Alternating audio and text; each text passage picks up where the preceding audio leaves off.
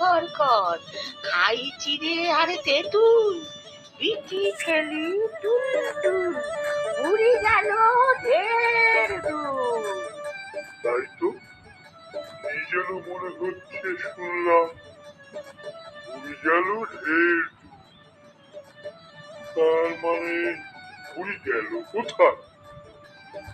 দিক দিয়ে তো যায়নি, তাহলে তো আমি দেখতে পেতাম। মনে হচ্ছে ঢের দূর মানে অনেক দূর। ও, বুঝতে পেরেছি, উড়ে নিশ্চয় মরে গিয়ে স্বর্গে গেছে। বাহ, আমার কি বুদ্ধি! ঠিক ধরে ফেললাম। লাউ ঘর কর, লাউ ঘর কর, খাই চিড়ে আর তেঁতুল, বিচি ফেলি টুল টুল, উড়ে গেল ঢের দূর। এটা কেমন হলো? দেখে তো মনে হচ্ছে একটা লাউ, কিন্তু আবার কথা বলে। সে কি কখনো হয়?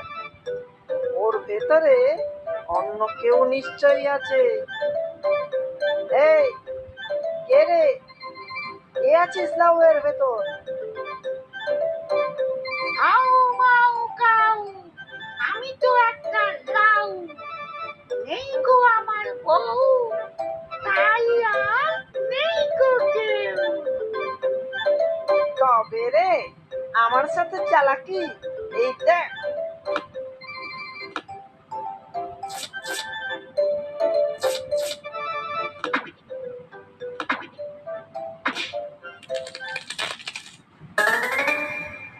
ও মা, শিয়ালজি, তা কেমন আছো ভাই?